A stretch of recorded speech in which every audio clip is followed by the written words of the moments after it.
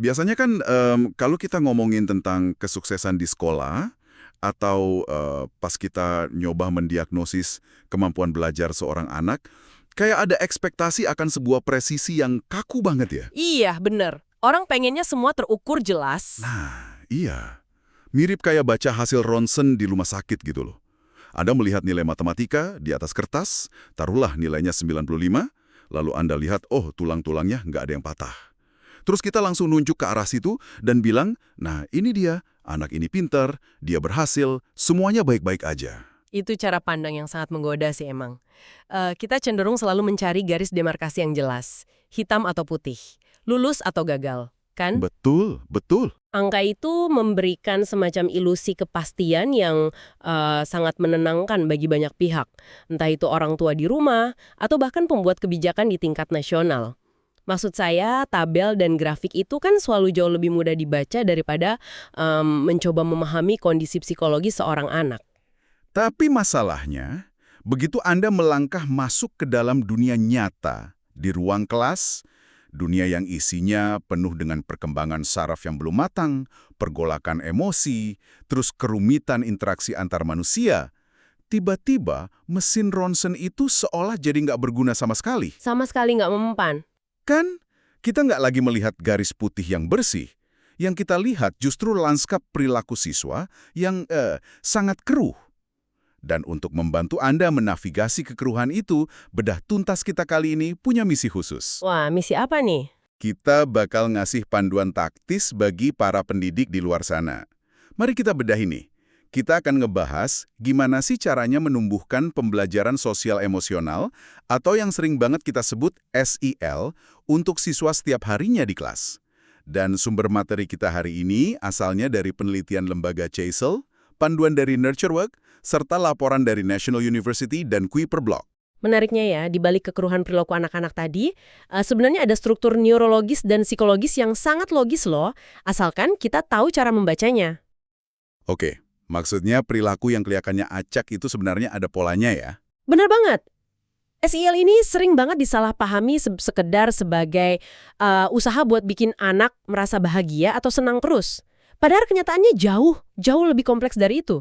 Dan kenapa topik ini krusial banget buat Anda yang dengerin?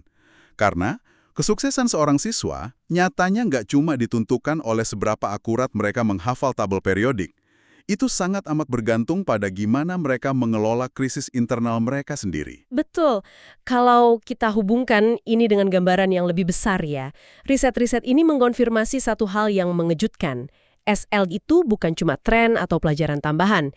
SL adalah fondasi kognitifnya, kepingan yang hilang. Kepingan yang hilang gimana tuh? Gini, banyak yang mengira kecerdasan akademik itu beroperasi di ruang hampa, kan?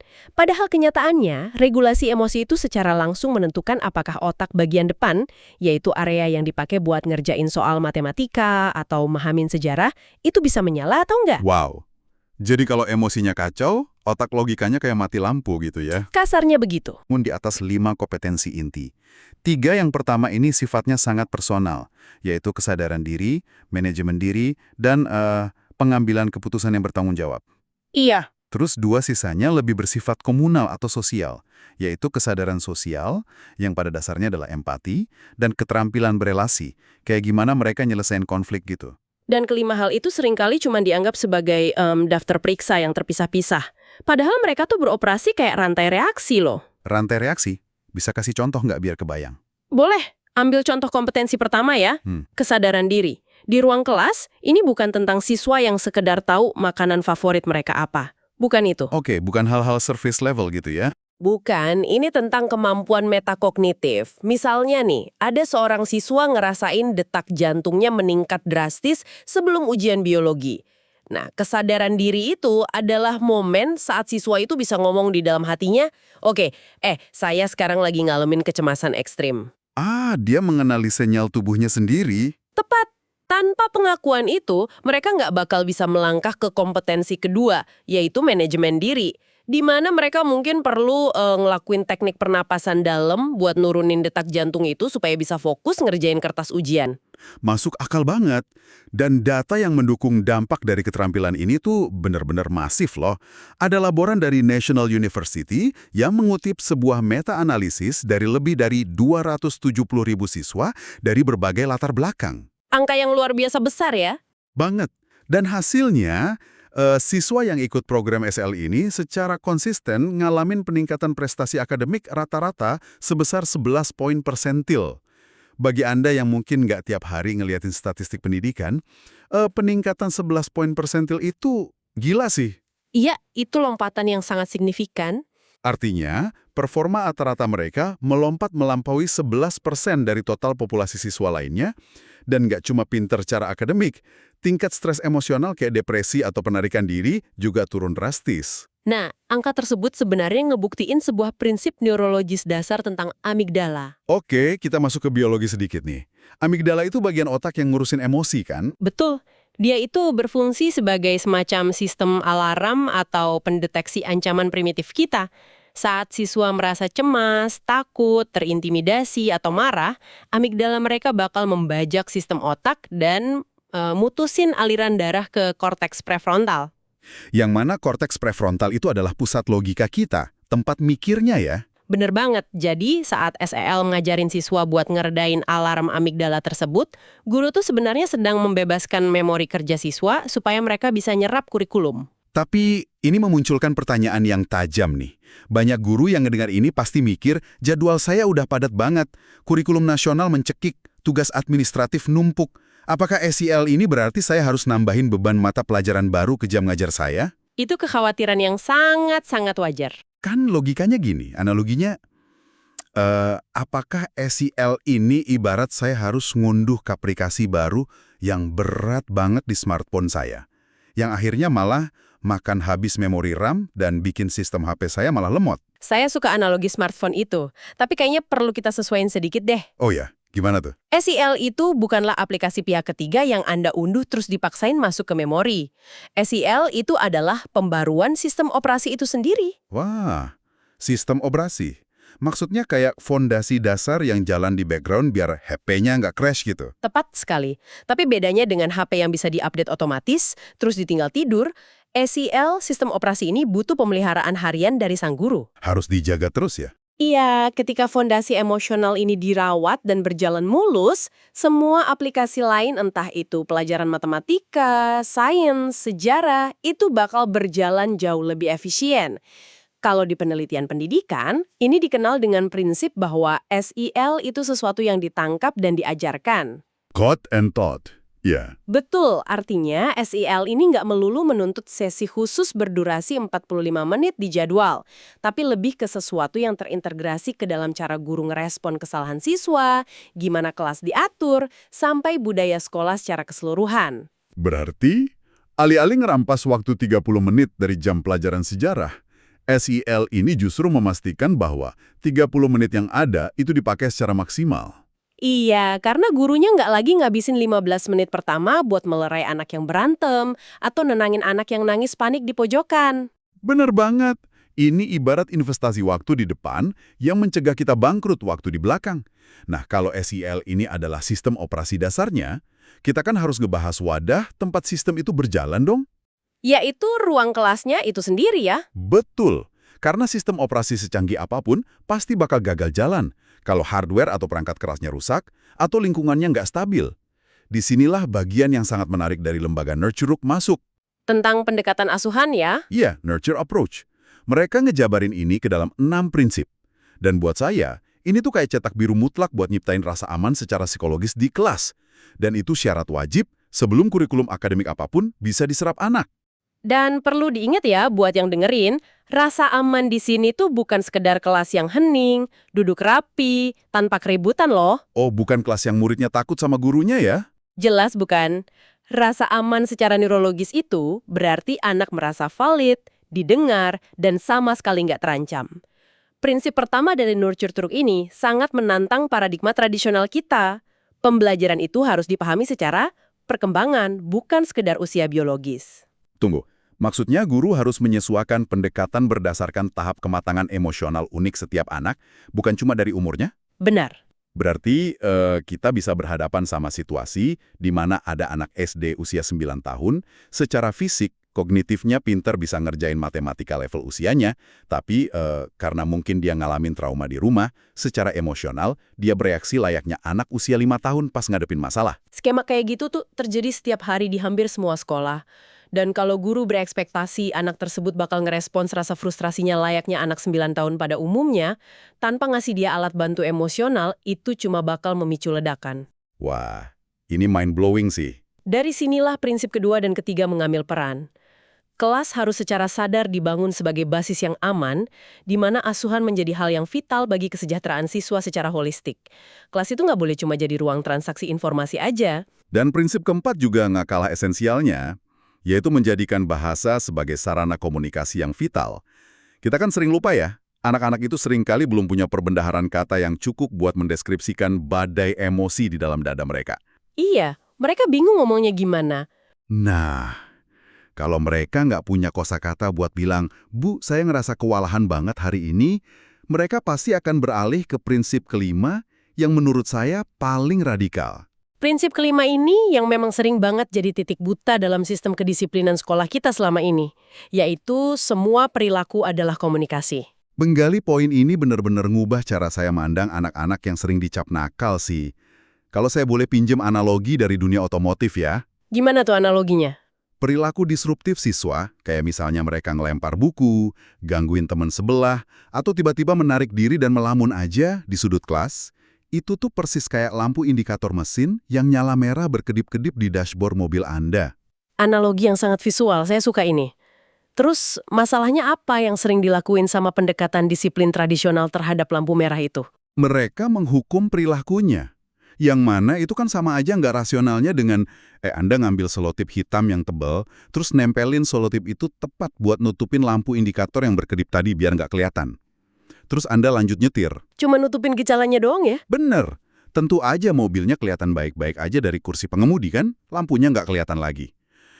Sampai akhirnya mesinnya hancur lebur beberapa kilometer di depan. Betul sekali. Hukuman yang murni reaktif itu ya selotip hitam tadi. Guru cuma mematikan perilakunya sementara, tapi akar kerusakan di dalam mesinnya terus memburuk. Pendekatan asuhan ini justru meminta pendidik untuk mengganti amarah reaktif dengan rasa ingin tahu. Rasa ingin tahu gimana maksudnya? Kir, ngapain ya lampu ini nyala? Apa sih kebutuhan emosional anak ini yang belum terpenuhi? Dan ini sering banget terhubung sama prinsip keenam dari Nurture Youth, yaitu pentingnya masa transisi dalam kehidupan anak. Oh, transisi dari satu kegiatan ke kegiatan lain. Iya, lampu indikator mesin tadi mungkin nyala karena anak ini ngalamin transisi yang buruk pagi itu. Mungkin aja orang tuanya berantem hebat sebelum dia berangkat sekolah. Atau dia cuma sekedar kesulitan beralih dari waktu main yang seru ke waktu belajar yang kaku. Berarti narasi di kepala guru tuh harus bergeser ya? Dari yang tadinya mikir, aduh ada apa sih sama anak ini kok nakal banget? Berubah jadi pertanyaan yang empatik, apa ya yang lagi dialami anak ini?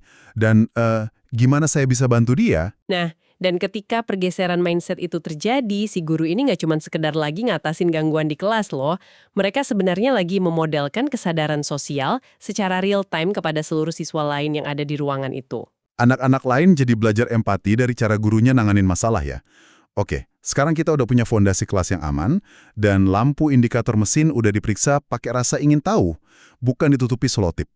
Mari kita bergerak ke tahap yang paling taktis. Praktek sehari-harinya ya? Iya.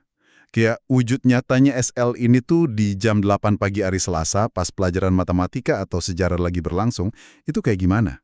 Nah, CESL memberikan sebuah kerangka kerja yang namanya SAFE.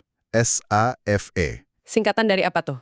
Sequenced atau berurutan, active atau melibatkan partisipasi, focused pada keterampilan, dan explicit secara tujuan. Inti dari SAFE ini adalah SL itu harus disengaja. Nggak bisa cuma ngarepin, otomatis terjadi. Dan prakteknya itu nggak harus makan waktu berjam-jam kok. Sumber panduan kita hari ini ngasih contoh yang brilian banget tentang rutinitas cek emosi yang singkat. Oh, cek emosi pagi itu ya? Iya, ini bisa cuma berupa aktivitas 3 menit aja di awal kelas. Misalnya, siswa diminta buat ngelihat peta perasaan visual yang ditempel di papan tulis. Atau bisa juga lewat lingkaran diskusi singkat, circle time gitu, di mana setiap anak mendeskripsikan satu kata aja tentang perasaan mereka pagi itu. Saya bisa bayangin sih gimana dampak positifnya. Sebelum guru nuntut siswa nyerap materi kognitif yang berat, siswa dapat konfirmasi dulu bahwa keberadaan dan emosi mereka tervalidasi di ruangan itu. Betul. Berarti di dalam interaksi akademik. Contohnya nih, di pelajaran sejarah.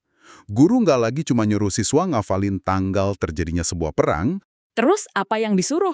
guru menantang siswa buat ngelakuin role playing atau bermain peran sebagai tokoh-tokoh dari kedua belah pihak yang berseteru di perang itu.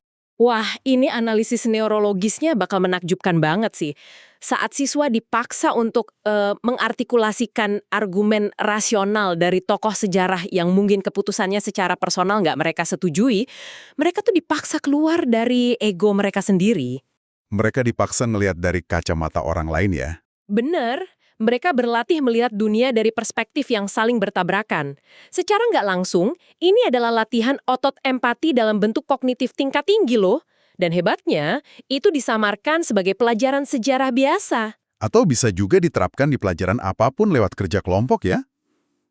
Alih-alih guru cuma duduk manis menilai hasil akhir presentasinya doang, guru dengan sengaja pakai kerja kelompok ini sebagai laboratorium langsung. Laboratorium sosial maksudnya. Iya, ini kan arena nyata buat siswa berlatih mendengarkan, menyatukan ide-ide yang beda, dan berlatih menyelesaikan konflik internal secara damai bareng teman sekelompoknya. Terus, pembelajaran akademik juga harus dihubungin sama pengalaman dunia nyata biar kerasa relevan buat mereka. Contohnya gimana tuh kalau di dunia nyata? Misalnya mereka lagi belajar statistika matematika. Aplikasikan rumus itu ke data isu lingkungan yang ada di kota mereka sendiri. Ini bakal memperkuat motivasi intrinsik mereka dan kemampuan mereka buat menetapkan tujuan penyelesaian masalah. Sangat setuju. Dan ini kan secara langsung melatih kompetensi pengambilan keputusan yang bertanggung jawab tadi. Mereka jadi belajar kalau tindakan mereka itu punya resonansi, punya dampak di luar dinding kelas mereka. Semua ini terdengar luar biasa banget dan secara teori masuk akal ya. Tapi jujur aja, saya nggak bisa nggak ngebayangin realitas di lapangan nih. Realitas yang kayak gimana? Katakanlah ada seorang guru udah ngelakuin semua ini dengan sempurna. Peta emosi ada, cek emosi harian jalan, kurikulum udah penuh sama role-playing empati, tapi di barisan paling belakang masih ada 1 atau 2 siswa yang benar-benar kesulitan ngatur emosinya. Mereka meledak-ledak, tantrum, dan sangat disruptif. Pertanyaannya, apakah dalam skenario ini program SEL-nya gagal atau gurunya yang gagal? Nah, ini memunculkan pertanyaan penting banget. Jawabannya adalah nggak ada yang gagal. Kita tuh harus ngelepasin ilusi kalau SEL ini semacam tongkat ajaib ala Harry Potter yang bisa nyembuhin trauma mendalam cuma dalam 1 malam. Nggak seinstan itu ya? Nggak sama sekali. SEL yang dilakuin di dalam kelas itu nggak beroperasi di ruang hampa. Ia menuntut yang namanya integrasi sekolah secara menyeluruh. Kebijakan kepala sekolahnya gimana, cara staf administrasi ngomong ke siswa gimana, sampai interaksi di lorong kantin sekolah pun harus sejalan. Harus ada ekosistem yang mendukung ya? Betul, tapi bahkan dengan budaya sekolah yang 100% sempurna pun akan selalu ada siswa yang membutuhkan intervensi yang jauh lebih intensif. Dan inilah yang membawa kita pada perlunya mengelola keragaman emosional anak-anak melalui metode dukungan berjenjang atau tiered support. Sumber kita hari ini ngebagi metode ini ke dalam 3 tingkat. Tingkat 1 atau tier 1 itu adalah fondasi universal. Yang barusan kita bahas panjang lebar ya. Iya, kayak cek emosi harian, budaya kelas yang positif, itu semua dikasih ke seluruh siswa tanpa terkecuali. Dan bagi mayoritas siswa, tier 1 itu emang udah lebih dari cukup. Tapi ketika ada siswa yang lampu indikator emosionalnya tadi terus menyala terang, meskipun tier 1 udah jalan lancar, kita harus naik ke tier 2. Tier 2 ini bentuknya kayak gimana? Ini adalah intervensi yang ditargetkan. Misalnya nih, pedoman dari Nurture Yuk itu punya model kelompok asuhan berskala kecil. Jadi siswa yang emang kesulitan banget ditarik secara berkala ke dalam kelompok kecil yang jauh lebih intim dan aman. Di situ mereka dapat pengajaran keterampilan manajemen kecemasan secara intensif sebelum akhirnya dikembaliin penuh ke kelas utama. Terus gimana kalau tantangan emosional atau trauma si anak ini ternyata terlalu kompleks, bahkan untuk tier 2? Nah, disitulah tier 3 masuk. Ini tingkat dukungan spesialis yang wajib melibatkan profesional dari luar, kayak psikolog anak klinis atau konselor berpengalaman. Jujur, dengar ini cukup melegakan sih. Karena artinya sistem ini nggak mengekspektasikan seorang guru matematika biasa untuk sekaligus bertransformasi jadi psikiater klinis kan? Jelas, ya. Itu sebuah batasan yang sangat sehat buat guru. Tapi ada satu peringatan keras nih dari seluruh literatur yang kita telusuri hari ini. Sekuat apapun dukungan berjenjang ini dibangun, eksekusi SEL akan runtuh total berantakan kalau kita mengabaikan satu elemen kunci, Apa tuh elemen kuncinya? kesejahteraan emosional si guru itu sendiri. Wah, iya. Kita menyentuh inti terdalamnya sekarang nih. Ibarat instruksi di pesawat terbang kan, pakaikan masker oksigen Anda sendiri terlebih dahulu sebelum menolong orang lain. Tepat. Menurut riset, guru tuh bukan sebatas mesin penyampai kurikulum loh. Mereka adalah teladan emosional utama di ruang kelas. Mata anak-anak itu, entah mereka sadar atau enggak, terus-menerus memindai bahasa tubuh guru mereka. Benar banget. Mereka lebih banyak belajar dari cara guru menarik napas panjang buat ngelola rasa frustrasi saat proyektor di kelas tiba-tiba mati dibandingkan dari materi hafalan tentang menjadi anak yang sabar. Jadi, anak-anak ini menyalin regulasi saraf orang dewasa di sekitarnya ya. Kalau gurunya panik, satu kelas ikut panik. Persis. Dan masalahnya, sistem kita tuh seringkali nuntut guru memodelkan kesabaran dan empati tanpa batas, tapi tanpa membekali guru dengan dukungan buat ngelola stres mereka sendiri. Mari kita pakai metafora jaringan listrik ya, biar gampang. Oke, silakan. Coba pikirin seorang guru sebagai gardu induk listrik. Kurikulum, manajemen kelas yang riuh, tenggat waktu administratif dari Kepsek, itu semua adalah beban daya yang sangat-sangat besar. Sedangkan siswa adalah rumah-rumah yang butuh aliran listrik dari gardu itu supaya bisa nyala. Dan kalau gardu induk dinding nggak pernah diistirahatkan, nggak punya sistem pendingin buat mendinginkan mesinnya yang kepanasan, tegangan yang terlalu tinggi, pada akhirnya bakal bikin gardu itu meledak dong. Bener banget, terjadilah yang namanya burnout atau korsleting besar-besaran. Ketika gardu induk mati, sekeras apapun kabel di rumah-rumah tersebut nyoba nyalain lampu, seluruh distrik ya tetap bakal genat gulita. Nggak ada daya yang masuk. Iya, guru yang stres dan kelelahan kronis itu secara biologis udah nggak punya kelenturan saraf lagi buat ngerespon perilaku buruk anak dengan rasa ingin tahu. Bora-bora mikirin empati, mereka cuma mau hari itu cepat selesai. Berarti institusi sekolah itu wajib menyediakan waktu dan ruang khusus untuk praktik reflektif bagi para guru ya. Mengambil waktu untuk ngerawat kesejahteraan emosional pendidik itu bukan sebuah tindakan egois loh.